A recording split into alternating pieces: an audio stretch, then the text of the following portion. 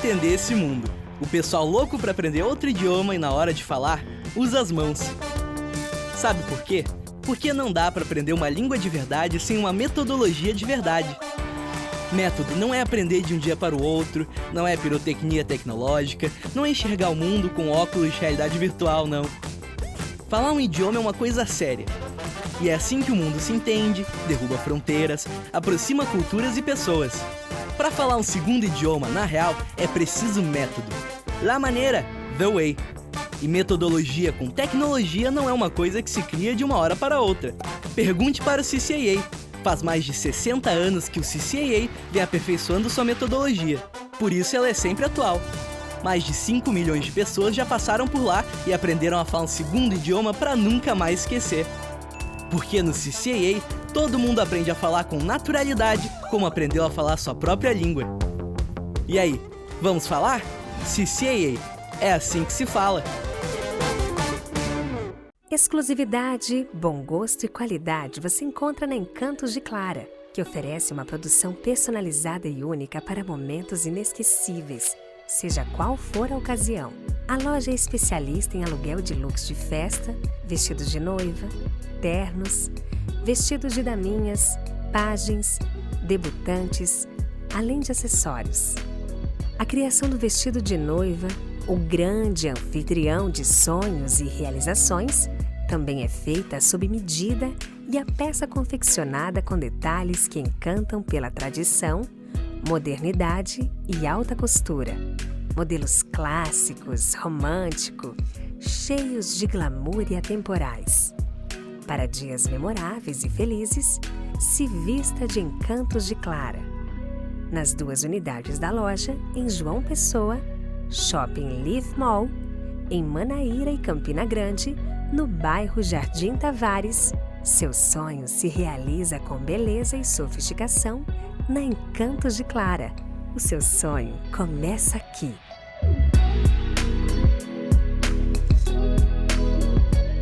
Quer cuidar do seu carro com conforto, segurança e agilidade? Há 20 anos, o Varejão do Óleo faz isso por você e seu automóvel. Com uma equipe de técnicos treinada, garantimos o serviço de troca de óleo com total qualidade e as mais modernas opções de produtos. Trabalhamos com todos os tipos de lubrificantes e óleos para motor, caixa de marcha mecânica e automática, suspensão, hidráulica e muito mais. No Varejão do Óleo você encontra tudo o que precisa para carros de passeio, caminhões, máquinas pesadas e geradores, com o melhor preço e as melhores condições de pagamento, além de um atendimento personalizado. No Varejão do Óleo tem ainda o serviço de lavagem especial para deixar o carro limpo e brilhando. Tá esperando o quê?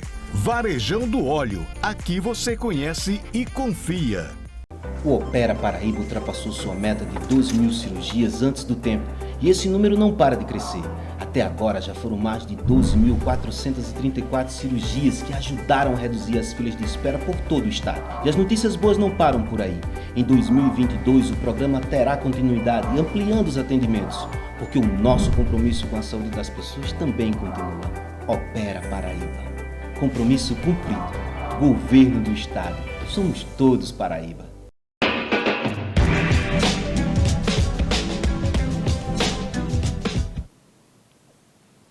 Olá pessoal, aqui é o professor Deusimar Dias e estamos começando mais uma edição do programa Funes Cultural, uma parceria da Fundação Hernando Sátiro com a TV Sol e também com a nossa querida Rádio Tabajara, levando esse programa para toda a Paraíba. Programa hoje, gente, super especial, recebendo aqui o querido amigo Alcides Neto, produtor audiovisual, fotógrafo, e nós vamos falar, entre outras coisas, sobre a websérie Patos, a história não contada. Vamos falar sobre produção audiovisual, sobre história local, sobre cultura local, nesse bate-papo bem bacana. Você que está nos vendo pela TV Sol, canal 8.1, também através das plataformas digitais da TV Sol, YouTube, Facebook, e também você que está nos escutando através da Rádio Tabajara. Seja muito bem-vinda, seja muito bem-vindo ao programa Funes Cultural. Compartilha, gente, para que mais pessoas possam ter acesso ao conhecimento que está sendo, que vai ser discutido aqui no programa de hoje. Seja muito bem-vindo, querido Alcides Neto. Já faz um tempo que a gente vinha conversando sobre isso. Seja muito bem-vindo ao programa Funes Cultural. Muito obrigado, Deusimar. Antes de mais nada, eu quero dizer que é um prazer imenso estar aqui.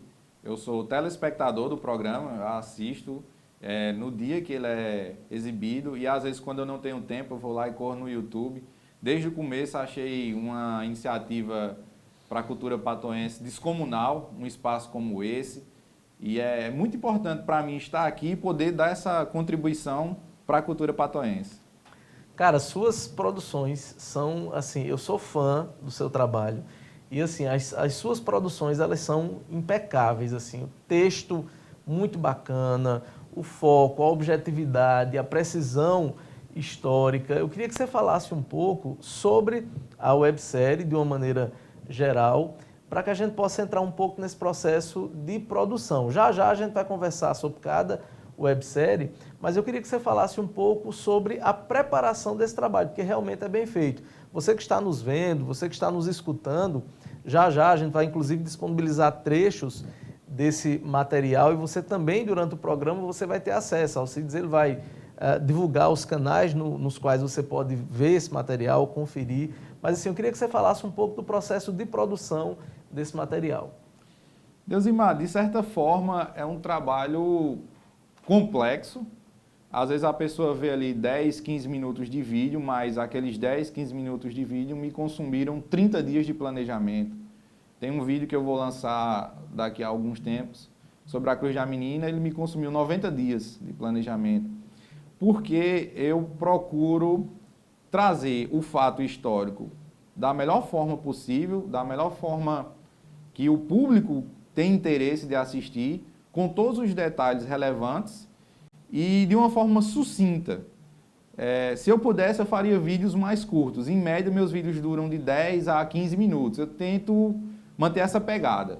E nessa vibe aí de 10, 15 minutos. Mas dentro desses 10, 15 minutos, entregar um trabalho que seja gostoso de assistir, que você tenha prazer em assistir, sem de forma alguma perder algum detalhe ou fato importante.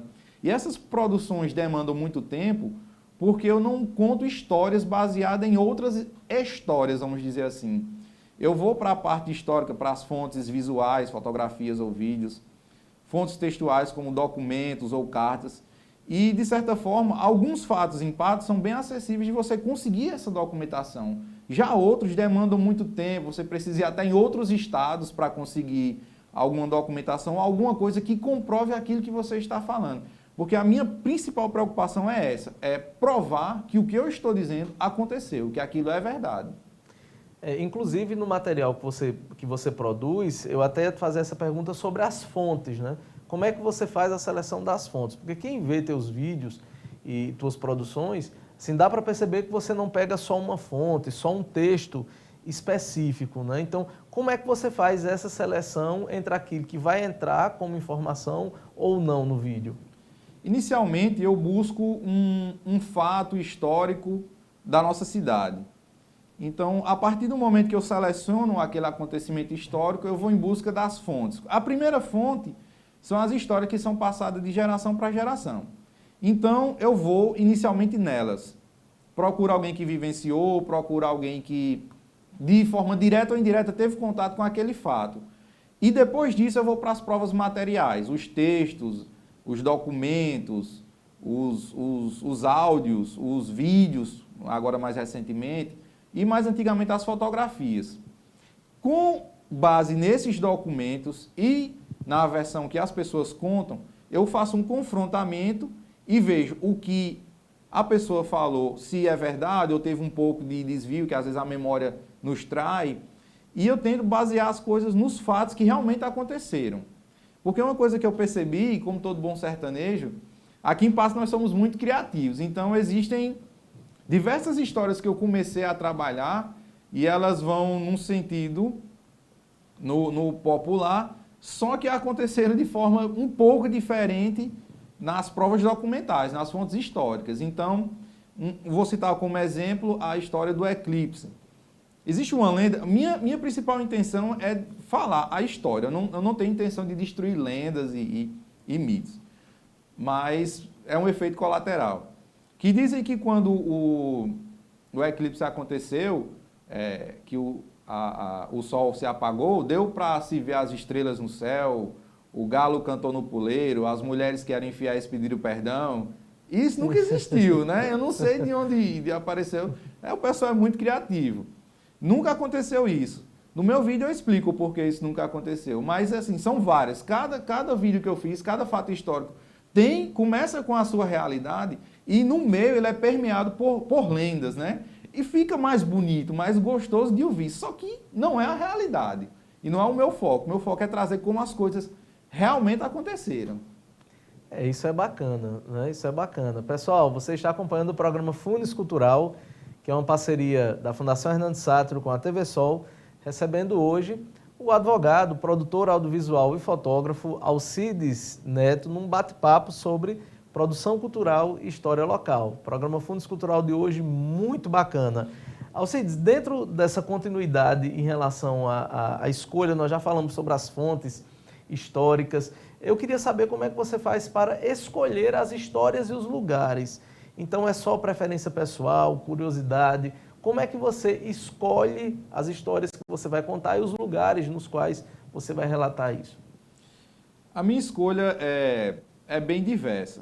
Faz mais ou menos uns 15, 16 anos, desde os meus 15 anos, que eu venho acompanhando a cultura patoense.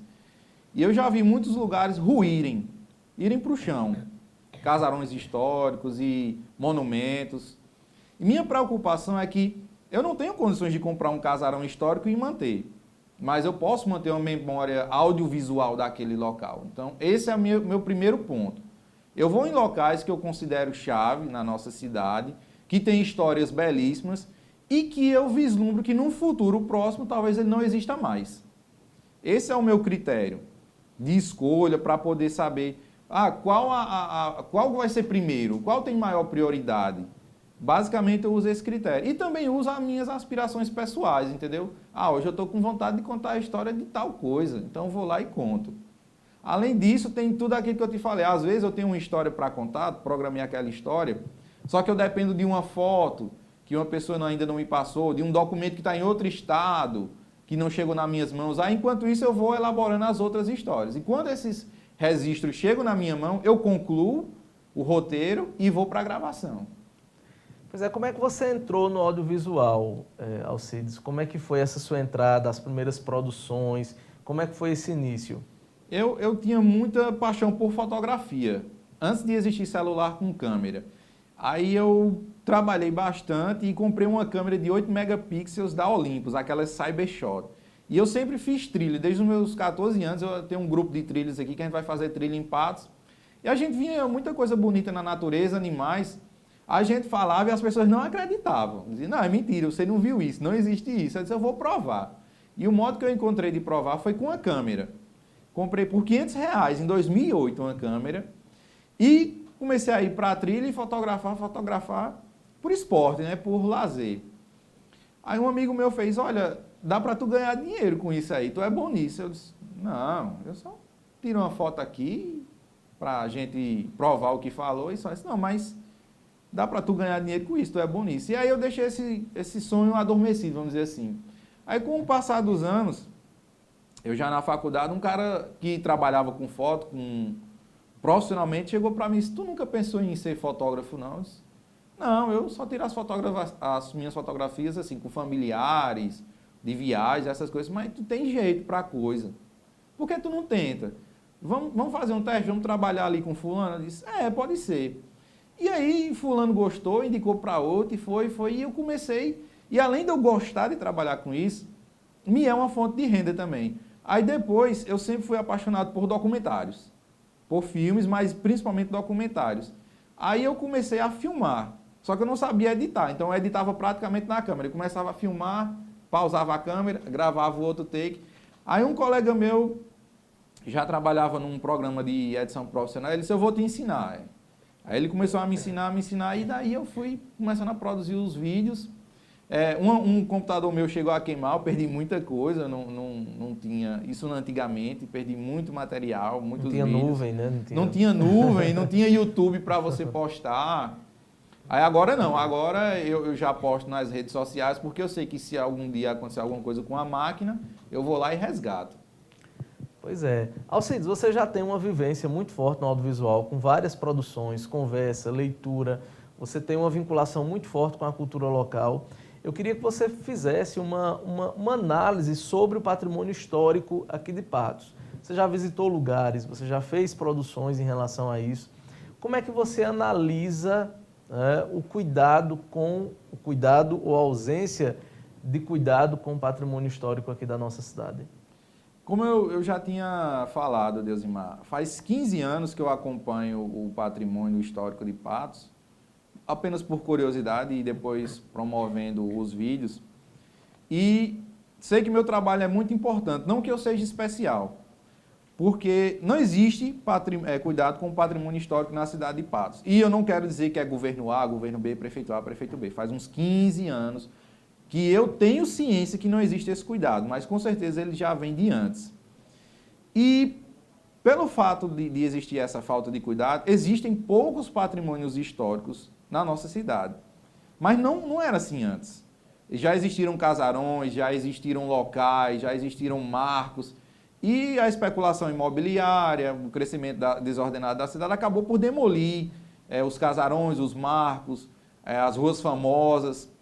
E não existe esse cuidado, não existe de forma nenhuma. Então, a minha principal intenção, além de registrar aquele local que eu acho que daqui a algum tempo não existirá mais, é despertar que aquilo tem uma importância, não está ali de qualquer jeito, não é por acaso. Teve uma história. Por que o Beco do Cruzeiro é chamado Beco do Cruzeiro? As pessoas não sabem nem onde é. Por que tem aquele monumento ali de frente ao restaurante bem famoso aqui perto da linha do trem? Não sabe o porquê. Qual é a história por trás? Deve haver um registro histórico, mas não é para ser só apenas um registro audiovisual. É necessário um local físico que você vá lá e comprove, olha, realmente isso aconteceu. Isso está aqui porque aconteceu isso. E não que fique apenas na memória. Então, eu não vejo nenhum tipo de cuidado ou intenção de cuidar do patrimônio histórico patoense. Nenhum mesmo. Pois é, eu coloco você no mesmo patamar, né, de figuras como Damião Lucena, Romildo, pessoas, José Mota, Vitor, né, pessoas que têm um trabalho forte e relevante sobre a história local e que produzem através da literatura, e você produz através do audiovisual. Né? Então, eu coloco você junto desse time, Alcides, porque realmente nós precisamos desse trabalho de identificação até para que os estudantes, essa galera criançada, os adolescentes que estão nas escolas, eles possam crescer tendo essa referência dos lugares, das histórias. Eu bato muito nessa tecla, tanto em sala de aula, como também nos cursos de formação pedagógica, nos trabalhos de formação cultural, que é o seguinte, as pessoas elas precisam conhecer as histórias, principalmente da cidade, né? Porque existem muitas campanhas hoje, a cidade é sua, cuide do meio ambiente, não faça isso, não faça aquilo. Poxa, mas como é que ele vai cuidar da cidade, ter essa ideia de pertencimento, se ele está vinculado só à rua que ele mora? Ele não sabe, por exemplo, o marco inicial da cidade, as primeiras igrejas, as relações entre o patrimônio histórico urbano e rural. Por isso que eu acho o teu trabalho tão essencial e tão importante, porque ele mexe com a linguagem absurdamente nova, né? Absurdamente nova, não que apenas hoje se produza, né, vídeos, enfim, mas pelo acesso e a maneira didática com que você trabalha através das redes sociais. Eu primeiro fico lisonjeado de você me colocar nesse patamar de Damião Lucena, de Romildo, de Zé Mota, que inclusive de forma direta colaboram com as minhas produções. São pessoas que eu recorro para me comprovarem situações ou dizerem não, isso não existiu. E a minha intenção é justamente essa, fazer de uma forma no audiovisual para que espalhe para o máximo de pessoas possível. Eu não tiro a importância do livro e dos documentos históricos, mas de uma forma que seja, na forma do audiovisual, ela pode ser massificada, essa informação, através das redes sociais, todo mundo tem um telefone na mão, você pode tirar ali 10 minutos, 15 minutos para assistir. Então, eu gasto meu tempo nisso, para que essa informação seja difundida. E eu tenho um imenso prazer quando algum professor liga, ei, eu poderia exibir o teu vídeo tal, na minha aula de história sobre isso, ou na gincana da minha escola. Para mim é melhor do que ganhar dinheiro, uma coisa dessa. Pode, me passa seu e-mail que eu mando. Ah, e você não vai querer nada? Eu disse, não quero nada não, pode divulgar, pode mostrar para os seus alunos. Eu me sinto extremamente realizado quando eu escuto ou recebo uma mensagem, um telefonema. Ah, eu queria muito passar o teu vídeo aqui, que eu gostei do teu vídeo. Nossa, eu fico realizado, fico em êxtase. Mesmo que seja assim, eu quero só uma turma de 10 alunos. Não tem problema, eu passo. A minha ideia é essa, que as pessoas, principalmente as crianças, conheçam. Porque a partir disso, os estudantes vão mudando a mentalidade e vão tendo outra visão, uma visão mais ampla da cidade. A cidade não é só esse momento. Teve momentos antes, momentos importantes antes. E nós estamos construindo uma história e uma base para que momentos importantes futuros aconteçam, mas sem a gente esquecer do que veio antes. Pelo menos essa é a minha ideia. Muito, muito bacana. Gente, vamos começar a falar das webséries, né? Patos, a história não contada. Eu separei alguns trechos de algumas dessas produções para que vocês possam perceber a qualidade do trabalho desse cara que nós estamos recebendo hoje aqui, que é um trabalho assim fantástico. E o primeiro trecho que eu queria exibir, a gente vai conversar um pouco também com o Alcides sobre essa produção e sobre outras. O primeiro trecho que eu queria exibir era em relação à websérie sobre a estação ferroviária aqui de Patos, né? Então o Denis já está com o vídeo aí na técnica, então vamos lá. Com a chegada do trem, muitas mudanças aconteceram na cidade. Aqui ao redor, vários bares, restaurantes, hotéis, pousadas e até o comércio informal acabou circundando a estação ferroviária em busca do dinheiro dos passageiros que iam e vinham ou de algum serviço de carga ou descarga de mercadorias. Talvez outra coisa que você não saiba e que devido à importância da instalação da estação ferroviária nesse local é que ela gerou não um bairro, mas uma localidade chamada Baixo Meretrício.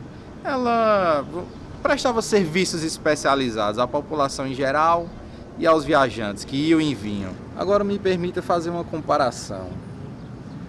Em 1907, a linha de ferro chega a Campina Grande, vindo de João Pessoa, que era interligada com Recife e demais capitais do Nordeste. Não todas, mas algumas. E apenas em 1944, 37 anos depois, é que a ferrovia vem para Patos. E não de Campina Grande para Patos, mas de Pombal a Patos, que era um trecho que ligava Fortaleza ao interior da Paraíba. Então, se vocês me perguntarem, daqui para Campina Grande fica mais ou menos uns 200 quilômetros, 187, se eu não estiver enganado, de distância. E daqui para a borda do estado, que faz limitação com o estado do Ceará, fica mais ou menos 300 quilômetros. Então você vê que a diferença de 100 quilômetros de linha de ferro, com certeza faria uma enorme diferença. Seria mais prático puxar a linha de ferro de Campina a Patos do que trazer ela do estado do Ceará a Patos. Mas a falta de vontade política e interesse da época acabou por fazer desse modo.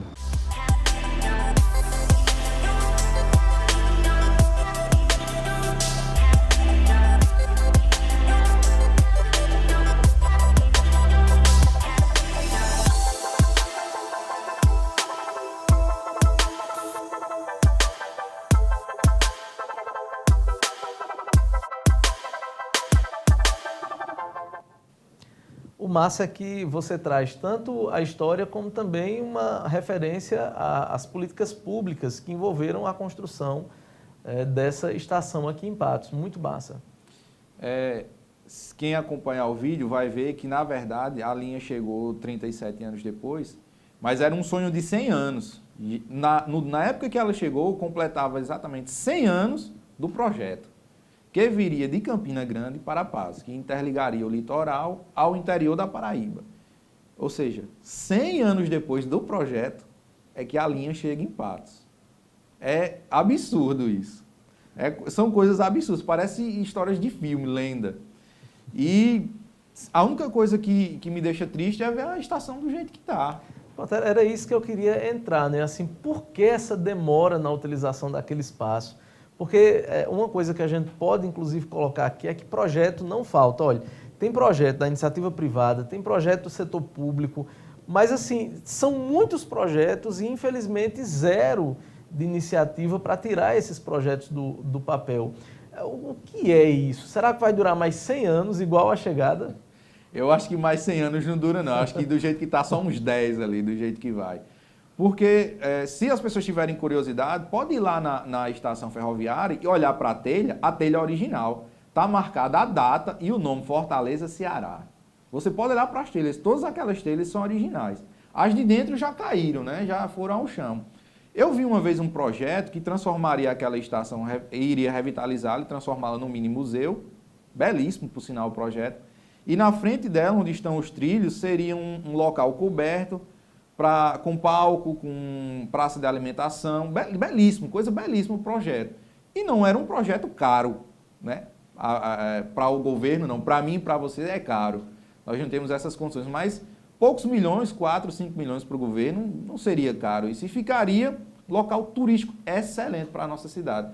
Você teria um local de lazer e cultura, o mini museu, e você poderia estar alimentando o comércio local, através da praça da alimentação, que seria na frente, está contribuindo com os músicos da nossa cidade, com o pessoal que faz teatro. Eu vi esse projeto, eu não sei o que aconteceu com ele, mas era belíssimo. E depois que eu fui produzir esse vídeo, eu acho que sumiram com esse projeto, mas eu não sei o que aconteceu. Mas qualquer que fosse o projeto que revitalizasse ali, seria um ganho enorme para a nossa cidade.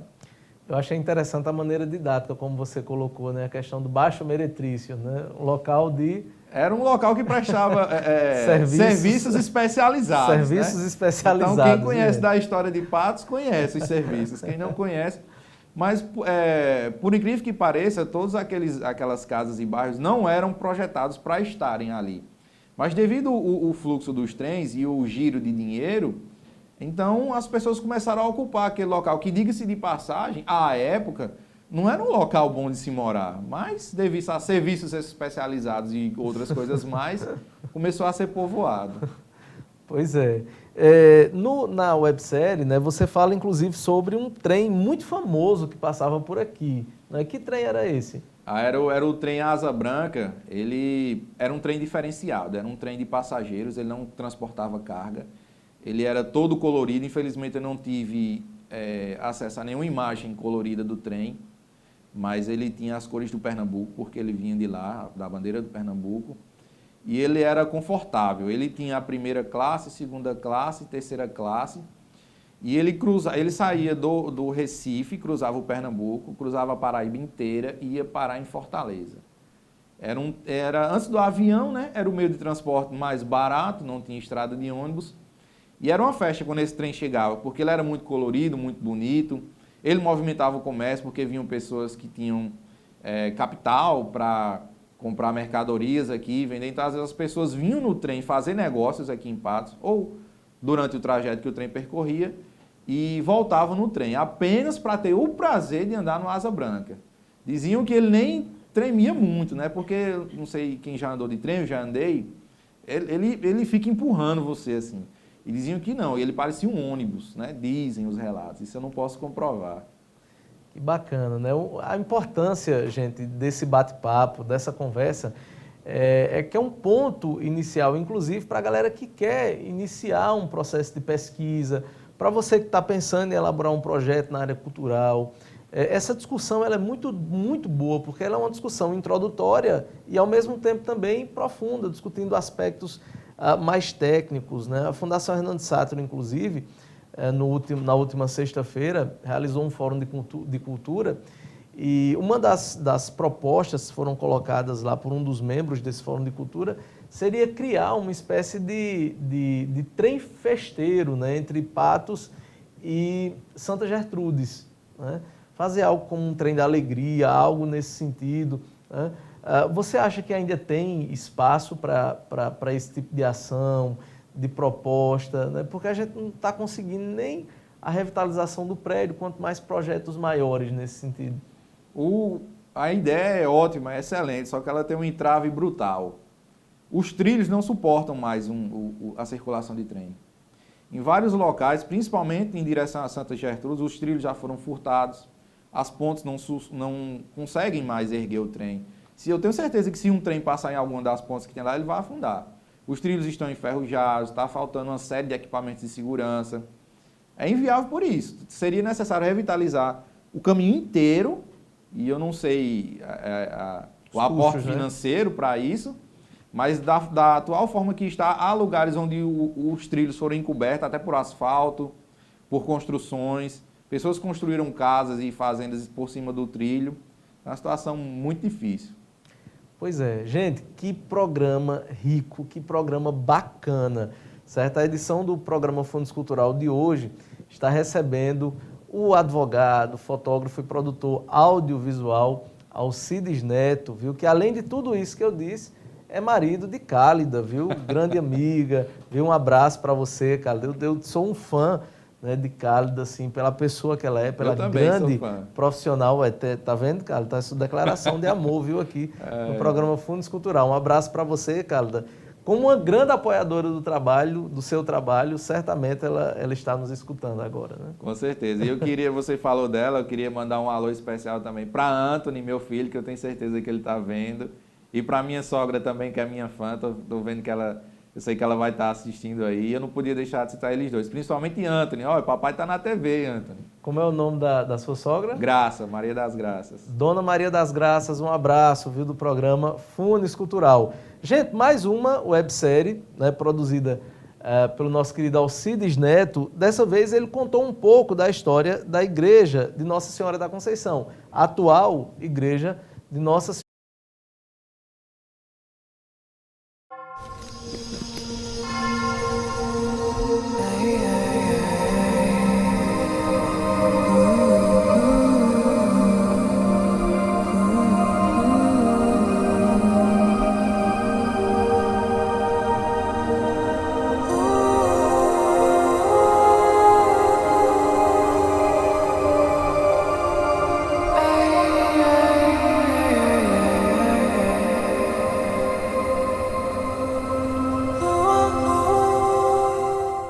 Eu não sei se você sabe, mas essa é a construção mais antiga da nossa cidade ainda de pé. E essas paredes têm mais de 200 anos de história. E eu convido você a conhecer um pouco do que ela viveu nesses mais de 2 séculos nesse vídeo. Em 21 de março de 1766, Paulo Mendes de Figueiredo, Maria Teixeira de Melo, João Gomes de Melo e Mariana Dias Antunes doaram 120 mil réis para a construção da primeira igreja de Patos. Com relação à data de conclusão da igreja, existem 2 vertentes históricas. Alguns historiadores dizem que a construção dessa igreja partiu do ano de 1772. Já outros relatam que a conclusão dessa obra foi em 1772. E esse fato decorre da história de um senhor chamado Zezinho da Cruz, que, segundo ele, um padre chamado Otaviano, em uma das reformas feitas aqui no templo, mandou tirar da cumieira da igreja uma linha, e segundo ele, era a linha mais antiga do templo, e nela estava marcado a ferro o ano de 1772, o que particularmente me leva a crer que esse realmente seja o ano de conclusão das obras. A paróquia de Nossa Senhora da Guia foi criada por força da provisão assinada por Dom Diogo de Jesus Jardim, bispo de Pernambuco, em 10 de junho de 1788. O primeiro vigário foi o padre José Inácio da Cunha Souto Maior, que permaneceu aqui de 1788 até 1796. A imagem de Nossa Senhora da Guia, que veio ser cultuada nessa igreja, foi trazida de Portugal. E a sua chegada aconteceu antes mesmo da conclusão das obras da igreja, o que acabou gerando um certo incômodo que facilmente foi contornado. Os cidadãos patoenses, à época, improvisaram um pequeno altar embaixo de um pé de pereiro, que ficava aqui, na frente da igreja. Só que com a conclusão das obras e a transferência da imagem do altar improvisado abaixo do pé de pereiro para dentro da igreja, a cidade se dividiu em 2 grupos, conservadores e progressistas. Os conservadores queriam a permanência do pé de pereiro e a manutenção da tradição religiosa como aquele sendo o primeiro local de culto e veneração à imagem. Já os progressistas ansiavam pela derrubada do pé de pereiro para que nas imediações da nova igreja fossem construídas casas, comércio e algumas estruturas que trouxessem progresso à cidade. Eu não sei vocês, mas eu concordo com progressistas e concordo com conservadores. Não seria necessário tirar o pereiro para que a tradição religiosa se mantivesse e mantivesse uma história cultural na nossa cidade. E o pereiro em si não impediria o progresso da cidade. Simplesmente seria necessário construir casas ou outras edificações um pouco mais à frente. E seria muito melhor se tivesse construído um largo à frente da igreja, onde englobasse o pé de pereiro, englobasse as suas imediações, os arredores da igreja, e assim cessasse o conflito. No final, os progressistas venceram essa batalha. O pé de pereiro foi retirado e, com o passar do tempo, as rixas foram deixadas de lado.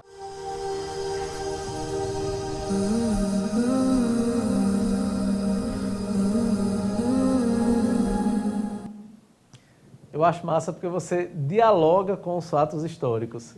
Exatamente. E até hoje, pelo que eu estou vendo, a cultura de derrubar árvore em Patos vem de antigamente, né? Porque eu não entendo numa cidade quente dessa o cara derrubar uma árvore, não tem condições.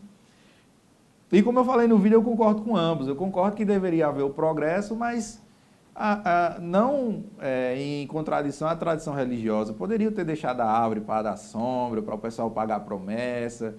E mais à frente nesse vídeo, eu fiz uma animação de como era a igreja. À frente dela havia um calçadão, primeiramente de tijolo, com uma cruz, e depois ele foi substituído por madeira, que um dos prefeitos mandou derrubar para que se fizesse aquela curva em frente à própria igreja. E no vídeo eu falo que eu preferiria que tivesse menos praça e tivesse permanecido a estrutura original da igreja do que ter passado o asfalto ali. Inclusive, ficava mais bonita a igreja, na minha opinião. Inclusive, tem imagens, né, na internet, e já ele vai divulgar onde é que você pode ver isso, e ficou muito massa aquela animação. Já aproveita, né, para divulgar onde é que a galera pode ver esses vídeos completos, onde é que está disponível isso. Esses vídeos estão na minha página, você pode colocar neto.foto e vídeo no Instagram, e você vai assistir esses vídeos históricos e também alguns trabalhos profissionais meus. E se você quiser ver meus trabalhos pessoais, você pode acessar neto.assn, também no Instagram, que lá você vai ver, mas esse segundo perfil é mais pessoal. O profissional mesmo, onde você vai poder acompanhar essas séries e outros materiais que eu vou lançar, é neto.foto e vídeo. No Instagram, você pode acessar. E, por enquanto, esses vídeos ainda não estão disponíveis no YouTube, porque eu vou criar um canal, só que eu quero fazer um canal mais bem organizado, mais bonito, para poder divulgar a história da nossa cidade. Não quero fazer de qualquer forma. Muito bacana. Pessoal, você está vendo e escutando, né, o programa Funis Cultural, que é uma parceria da Fundação Hernandes Sátiro com a TV Sol e a Rádio Tabajara, recebendo hoje o produtor audiovisual, fotógrafo Alcides Neto, tá bom? Num papo sobre história e produção cultural local. Vamos à terceira websérie, e essa ficou muito bacana, inclusive sobre um dos pontos históricos mais lindos aqui na cidade, que é o sobrado do escritor José Mota Vitor. Vamos a um trechinho do vídeo.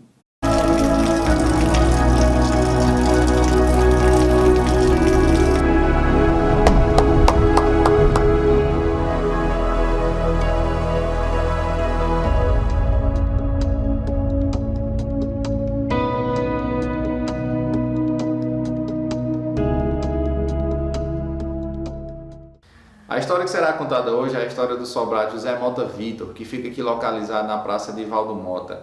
Eu não sei vocês, mas eu sempre tive muita curiosidade de descobrir todas as nuances desse sobrado, a história por trás dele. E quando a história é boa, ela começa do portão.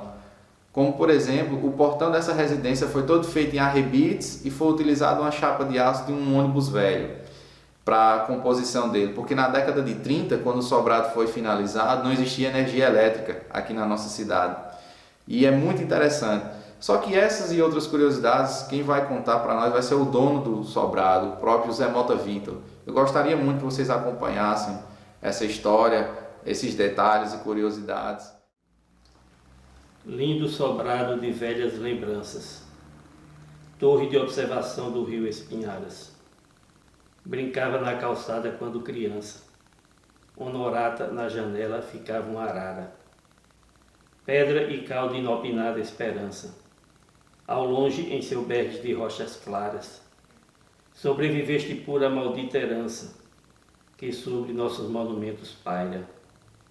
Avultas, magnífico de fronte à praça, nobre arquitetura de tamanha graça, inspiradora das noites do meu sertão. Habita solitário entre a modernidade, os cedros do sobrado são a tua vaidade, e o que te preserva é grande coração. Esse sobrado é o que restou da arquitetura antiga da cidade de Patos. Tem uma arquitetura muito bonita. E esse sobrado foi concluído em 1930. Pertenceu ao farmacêutico Alcibiades Parente. Logo aqui em cima na praça, ele tinha uma farmácia, que era também um pequeno sobrado, que foi totalmente restaurado, foi totalmente modificado, aliás. O que sobrou aqui, praticamente, da nossa arquitetura antiga, foi esse sobrado aqui da praça. Eu adquiri esse sobrado aqui na década de 90, e o objetivo de adquirir foi exatamente para que ele não fosse derrubado. Pois é, Neto, é um local fantástico, não é? Muito bonito. Muito bonito, muito bem conservado. E eu tenho plena consciência que, se não fosse a ação de Zé Mota, ele já estaria no chão. Porque é um espaço nobre na nossa cidade, né? E se não fosse a ação desse ativista cultural, aquele sobrado não existiria há várias décadas, tranquilamente. E é triste, né? Ter que partir de um particular iniciativa de resguardar nosso patrimônio histórico. Isso deveria ser a ação do poder público.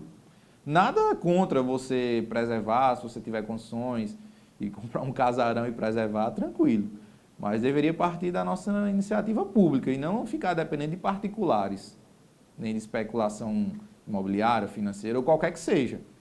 Porque vai se perder a nossa memória. Por isso eu tive essa ideia de, pelo menos de forma virtual, dar acesso às pessoas ao que eu acho necessário, que é importante, que eu tenho o receio de que daqui a algum tempo não exista mais. Pois é, Zé Mota é um dos grandes nomes da produção cultural aqui no município, não só de hoje, né, mas assim, de muito tempo. Zé Mota hoje é presidente da Fundação Miguel Mota, né, ele é presidente do Instituto Histórico e Geográfico de Patos e lidera um dos maiores projetos culturais hoje do Nordeste, que é o grupo dos 100 bibliófilos aqui da Paraíba, que todo ano vem com 2, 3, 4 publicações muito fortes, né, com incentivo à leitura, à escrita, à conservação do patrimônio cultural. Então, assim, é sempre importante ressaltar essas pessoas que vêm desenvolvendo, de fato, um grande trabalho em relação à preservação aqui no nosso município. Tem uma outra websérie, né, que você gravou, e eu queria que você falasse um pouco sobre isso, que é em relação à história do eclipse, né? Em relação à história do eclipse, da morada do Sol. Você já falou um pouco hoje, né, sobre isso, mas eu queria que você falasse um pouco sobre esse vídeo em si, do eclipse e da cidade ser conhecida como Morada do Sol, a cidade de Patos. Porque quando falam em Patos, Morada do Sol, as pessoas pensam que é por causa do calor, né? Só que as pessoas precisam conhecer que Patos não era quente assim. Patos só ficou quente desse jeito depois que começaram a derrubar as aroeiras. Patos era rico em aroeiras, tanto que fabricavam aquele sabonete de aroeira. E Patos era um local relativamente frio, né? E depois da derrubada das aroeiras e da importação das algarobas, que inclusive é uma árvore do Irã, não é uma árvore nativa da nossa terra, a algaroba não é do sertão, é uma árvore do Irã. E vou inclusive fazer um vídeo sobre isso depois. Os astrônomos, há muito tempo, já sabiam da ocorrência desse eclipse e estavam procurando um local para catalogar e comprovar várias teorias, inclusive a teoria da relatividade de Einstein. E eles sabiam que seria no interior da Paraíba e do Pernambuco e procuravam o local mais adequado. Foi quando pesou para Patos, porque o acesso do litoral, porque eles trouxeram os equipamentos de navio, do porto de Recife até Patos era melhor porque tinham estradas relativamente boas, né? Era de barro, mas eram estradas largas e estradas mais ou menos assentadas. E Patos não tinha construções de alta estatura, e devido ao nosso sol, e na época de setembro, outubro, o eclipse foi em outubro, mas eles chegaram aqui em setembro, aqui é época quente, é época que não chove. E por incrível que pareça, no dia do eclipse nublou em Patos. É inacreditável uma coisa dessa. Em outubro, um dia nublado em Patos. E aí foi como eu falei a você, que depois disso surgiram essas lendas que as mulheres pediram perdão, se deu para ver as estrelas, e não ocorreu nada disso. O único ponto que eu fiquei triste foi que eu não consegui uma foto tirada aqui em Patos, uma foto tirada do eclipse em si. Mas no vídeo eu consegui uma foto com um senhor no Recife, que foi tirada de um instrumento posicionado no Recife. E eu creio que a diferença não seria grande, de uma tirada no Recife e uma tirada em Patos. E o eclipse durou aqui quase 6 minutos. Por isso que os astrônomos colocaram Patos Morada do Sol. Um eclipse de tão grande duração não tinha sido visto antes desse, e o próximo vai acontecer daqui uns 120, 130 anos. Queria eu estar aqui para ver, mas... Pois é. Tirando a Rainha Elizabeth, nenhum de nós vai ver, só ela, né? Aí eles colocaram o nome Morada do Sol, porque o Sol permaneceu escondido aqui durante esse tempo inteiro, na astronomia, muito tempo. Então, você vai para a sua casa quando você vai descansar, você vai para a sua casa, a sua morada, para você se esconder, para você descansar. Por isso que ficou Patos, a Morada do Sol, porque ele veio descansar aqui durante quase 6 minutos. Bacana, viu? Neto, você fez uma parceria profissional muito bacana com a Escola SESI, aqui de Patos, sim, sim. Em relação à MAC, que é a Mostra Artística e Cultural. Trabalhou com diversas turmas, com diversos temas. Queria que você falasse um pouco sobre como foi essa parceria audiovisual com a Escola SESI em relação à Mostra Artística e Cultural aqui. Primeiro, foi um prazer imenso trabalhar com a Escola SESI, uma escola renomada, não só a nível de Patos, mas a nível Paraíba, e com uma turma muito boa de professores, de alunos, de todos os funcionários de coordenação, direção. Uma turma muito boa, muito criativa, eu me senti em casa. E nós produzimos vários vídeos, vários documentários, um curta-metragem nessa mostra cultural. E foi uma realização pessoal, porque a minha meta é essa, trabalhar a cultura com alunos, para que eles difundam isso aí. E aí, muita gente pensa que o jovem só fica vendo vídeo de TikTok, vídeo de Instagram. Isso é um lazer deles, mas na hora de serem profissionais, de fazerem a coisa acontecer, os alunos de SESI deram show. Como também recebi um bom aporte dos professores, de todos os funcionários, de coordenação, de direção. Eu não tive o que reclamar. Foi uma parceria, foi um casamento perfeito. Foi uma lua de mel absurda. Pois é, e é interessante porque as escolas elas têm uma participação e uma importância muito forte nessa área de produção cultural, principalmente no âmbito municipal. Em que pese os exames nacionais, como por exemplo o Exame Nacional do Ensino Médio, não cobrar conteúdos vinculados à história local dentro de uma perspectiva mais específica, mas você termina trabalhando nesses projetos literatura brasileira, expressividade e uma série de outros elementos que são muito importantes para a produção cultural, né? Exatamente, porque a cultura é uma produção. Nós herdamos produções culturais dos nossos antepassados e nós nos inspiramos nela, ou seja, para modificá-las ou criar algo novo. Nós também criamos cultura do zero, que foi o que nós fizemos nessa máquina. Nós criamos, tanto nos inspiramos em obras passadas, como também nós criamos culturas do zero nos nossos projetos, com toda a interligação de professores e alunos. E nós também se inspirem na nossa produção cultural, tenham ideias, criem, tragam coisas novas ou uma nova roupagem para o que já foi feito. Isso é de brutal importância na nossa sociedade. E eu tive essa oportunidade na Escola SESI e é um modelo que, não quero puxar o tapete para o SESI, mas que deveria ser copiado para, não só aqui a nível municipal, mas estadual. Teria que ter um programa, um programa público vinculado a essas produções culturais. E eu vejo que a Escola SESI sai na frente, muito, muito, muito na frente mesmo. Tem uma visão diferenciada de produção cultural, coloca os alunos para produzir. Eu só fui fazer mais a parte técnica e dar um apoio quando necessário. mas os alunos que fizeram. Eles me ajudaram na direção, na fotografia, me ajudaram em muita coisa e tiveram grandes ideias. Isso é bacana, isso é muito, muito bacana. Neto, queria falar um pouco sobre um projeto que você está envolvido já há um tempo, que é um projeto que vai dar uma repercussão muito forte por aquilo que aconteceu, está fazendo 29 anos agora dos assassinatos, né, do jornalista Paulo Porto e também da Alba Liene, é isso, e da empresária Alba Liene, e assim, foi um crime que gerou uma grande repercussão aqui na região, e você vem trabalhando a produção de um documentário, não sei se é um curto ou um documentário, enfim, você vai explicar sobre isso. Então eu queria que você dissesse em que pé está essa produção, o que é que você já recolheu até agora, o que é que você pode falar dessa sua nova produção? Deusimar, eu já venho me debruçando nessa produção há uns 6 meses. A minha intenção é que esse documentário vai ser um documentário de longa metragem, creio eu que de 2 a 2 horas e meia. E quem acompanha meus trabalhos vê que eu prezo muito pela questão da estética, da fotografia do vídeo. E eu quero uma qualidade de cinema nesse documentário. Eu não quero entregar apenas fatos que as pessoas não conhecem. Eu quero entregar um produto finalizado, estilo Netflix, né?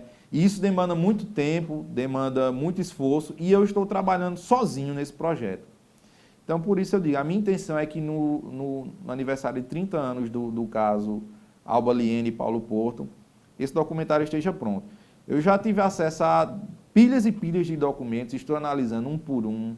Já entrei em contato com pessoas envolvidas, com Jeane, que foi a acusada e foi inocentada, com os parentes de Paulo. Estou entrando agora em contato com os parentes de Alba, o filho dela, e pessoas que figuraram durante o processo, algumas já faleceram devido ao tempo, mas eu estou me debruçando sobre muitas provas. Não vai haver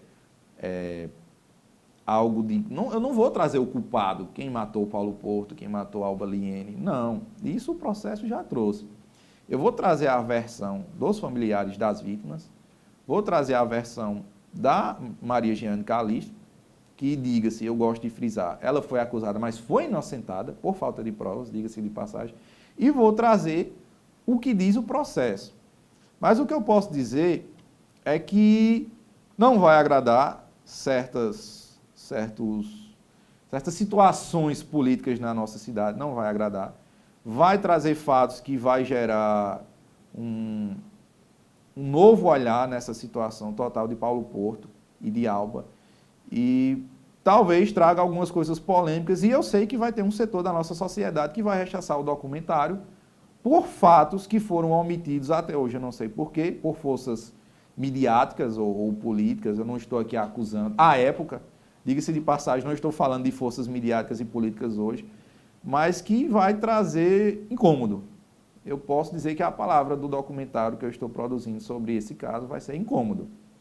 E já tive vários contratempos, resistência, já fui à procura de alguns empresários e não obtive sucesso no patrocínio. Eu não tenho vergonha de dizer que para poder iniciar o trabalho, eu sou advogado, eu sou produtor visual e sou fotógrafo, mas eu tive que, para conseguir um dinheiro extra para começar esse documentário, eu trabalhei durante 3 meses como entregador. Eu trabalhei 3 meses como entregador de comida aqui na nossa cidade, para ter o dinheiro necessário para trazer documentos, tirar cópias de documentos, ter acesso a locais. E esse dinheiro, infelizmente, acabou. E eu estou aí na busca de patrocínios e de pessoas que me ajudem, para que não precisa ser o dinheiro, mas, por exemplo, o cara pode me levar de carro em algum lugar que eu não estou conseguindo ir, coisas simples, mas que já me ajudariam. Mas tem coisas que realmente eu comecei a ler, processo, cartas, documentos, fotos, existem vídeos, existem áudios que foram gravados na rádio. Eu estou passando tudo isso para o digital e é um esforço enorme financeiro para passar essas coisas analógicas para digital, que vai mudar um pouco, vai mexer na sociedade patoense e vai incomodar algumas pessoas, infelizmente. Nessa produção específica, há uma mistura possível, porque assim, como advogado e produtor audiovisual, como é que, do ponto de vista da produção cultural, né, como é que você está lidando com informações históricas, porque é um caso histórico, e também informações processuais no âmbito do direito, né? Então, como é que fica esse encontro entre o advogado e o produtor audiovisual? É curioso, porque a partir do momento que eu vejo, vou citar como exemplo, uma carta que foi escrita, uma carta é um documento, mas não é um documento técnico. Eu escrevo uma carta para você, você escreve uma para mim. É um documento histórico? É. Mas não é uma prova pericial, não é um documento assinado por juízes. E no começo do processo que eu estou lendo, queria agradecer aqui, antes de mais nada, a Damião Lucena, que vai me ceder, ele tem uma cópia integral do processo e vai me ceder para que eu faça essa cópia, para que eu leia. Queria agradecer a você, Damião, por essa oportunidade. Só que como técnico do direito, eu sou advogado, eu vi falhas brutais no processo. Eu vi interesses no processo. Diversos interesses econômicos, políticos, pessoais. Eu vi interesses levando o decorrer do processo. E não técnica. O processo é técnica. O que é que a prova diz, o que é que uma prova não diz. Por isso que eu digo que a palavra para o documentário Paulo Porto é incômodo. É incômodo. Pois é, gente. Então, já na expectativa, né, para o ano de 2022, essa superprodução do Alcides Neto, e já está todo mundo na expectativa, né, disso. Nós estamos chegando ao final do programa Funes Cultural de hoje. Neto, quero agradecer muito, cara, a tua participação e fica à vontade para as suas considerações finais. Eu que agradeço estar aqui. Isso é um espaço que não serve apenas a mim, mas serve à cultura patoense, para que pessoas como eu, os ativistas culturais e pessoas que queiram mostrar seu trabalho tenham um ponto de escape, um local para ser divulgado para as massas. E eu sempre queria muito que houvesse esses espaços. Eu vejo que na TV Sol, a Funes, a Fundap, sempre se articulando para que a cultura ande. E eu estou vendo de uns anos para cá que a cultura patoense está andando. Então eu fico feliz não só por mim, mas pelos que vieram antes de mim e pelos que virão depois. E quero dizer que sou telespectador desse programa. É um prazer imenso estar aqui participando do programa. E desejo que ele continue muito tempo. Que eu puder fazer para ajudar, eu vou ajudar. Eu tenho interesse que a nossa cultura, não só a patoense, mas a regional, resista e alcance cada vez mais pessoas. E eu só tenho a agradecer. Muito bacana. Um abraço, né, para toda a equipe técnica aqui da TV Sol, toda a equipe que dá esse suporte. Um abraço para toda a galera da Fundação Hernando Sátiro, Adolfo Crispim, presidente da Fundação Hernando Sátiro, Milene, toda essa equipe maravilhosa que faz a Fundação Hernando Sátiro. Um abraço a você, Neto, a Cálida, a Anthony e a todos vocês que nos assistiram e também nos escutaram através da Rádio Tabajara e também da TV Sol. Até a próxima semana. Até mais, gente.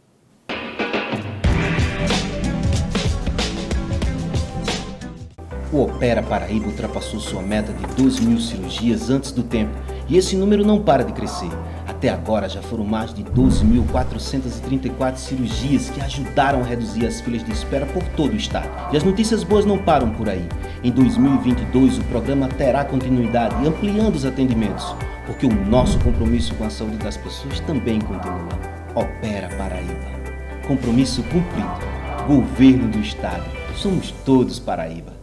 Ao longo da vida descobrimos que para crescer é preciso apoio e motivação para trilhar o nosso próprio caminho. Na Escola SESI, seu filho adquire conhecimentos que vão além da sala de aula e que o acompanha por toda a vida. Educação de referência nacional, tecnológica, multidisciplinar e humana, conectada aos desafios do futuro.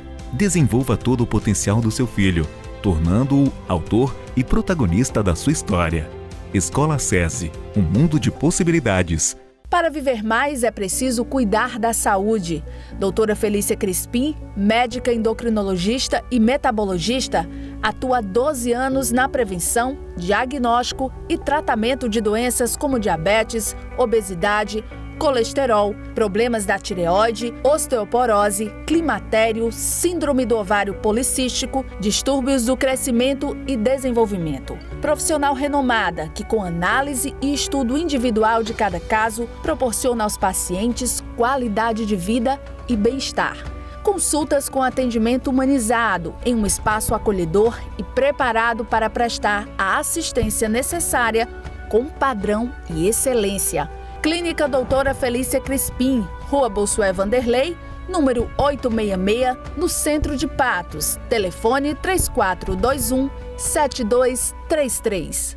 Quer cuidar do seu carro com conforto, segurança e agilidade? Há 20 anos, o Varejão do Óleo faz isso por você e seu automóvel. Com uma equipe de técnicos treinada, garantimos o serviço de troca de óleo com total qualidade e as mais modernas opções de produtos. Trabalhamos com todos os tipos de lubrificantes e óleos para motor, caixa de marcha mecânica e automática, suspensão, hidráulica e muito mais. No Varejão do Óleo você encontra tudo o que precisa para carros de passeio, caminhões, máquinas pesadas e geradores, com o melhor preço e as melhores condições de pagamento, além de um atendimento personalizado. No Varejão do Óleo tem ainda o serviço de lavagem especial para deixar o carro limpo e brilhando. Tá esperando o quê? Varejão do Óleo. Aqui você conhece e confia. Quer mudar? Vem pra cá! Do maternal ao 9º ano do Ensino Fundamental 2. Agora com turmas manhã e tarde. Já o ensino médio, as turmas são tarde. Concurso técnico dentro da grade curricular. Você que não é aluno Veracruz, olha que legal! Para os novatos do 1º e 6º ano do ensino fundamental e 1º ano do ensino médio, a matrícula é inteiramente grátis. Isso mesmo, não paga absolutamente nada. E você ainda ganha desconto de 10% na mensalidade. Para os veteranos, também super desconto de 50% na matrícula e 20% de desconto nas mensalidades. Disponibilizamos material próprio, sem custo adicional e plataforma de estudo de A a Z. E não pedimos lista de material de uso coletivo. Para maiores informações, 3421-3405 e o 99627-0239. Vem ser feliz, vem ser Veracruz.